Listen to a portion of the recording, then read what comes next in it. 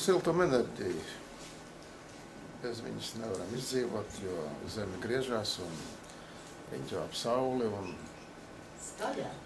vienreiz gadā mums ir ziema, vienreiz ir vasara, un tas tā neizbēgami.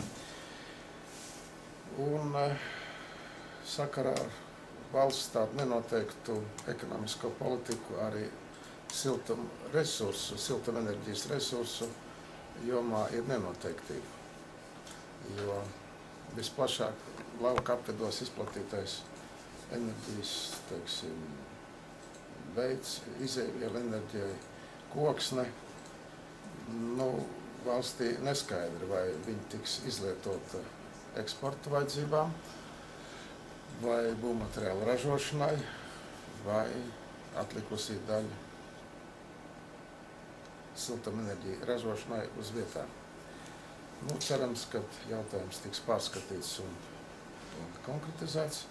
Tādā pašā laikā tas neliedz katrā pagastā, katrā novadā meklēt, saskatīt esošos energoresursus, kas ir varbūt netradicionāli. Tagad, kā mēs sakām, varbūt arī atjaunojamie energoresursi. Piemēram, ja mums trūkst malkas resursa, mēs to varētu aizvietot ar tādu atjaunojumu resursu kā ātrā laikā izaudzējumu kukurūzu, kas katru gadu atjaunojās, vai līdzīgu lauka biomasu un, piemēram, ar biogāzes ražošanas iekārtām to pārvēršot biogāzē.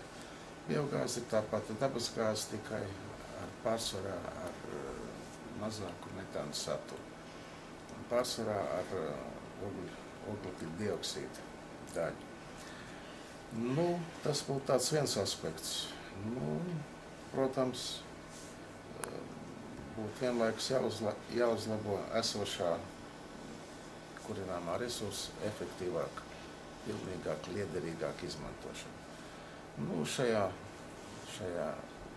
virzienā būtu derīgi Alces novadā radīt tādu interešu grupu, kas tur varētu ietilpt gan privātu māju, privātu uzņēmumu, gan pašvaldības uzņēmumu, gan arī vispārējo, teiksim, enerģētiķi, kas varētu tad mērķtiecīgāk virzīt šos jautājumus.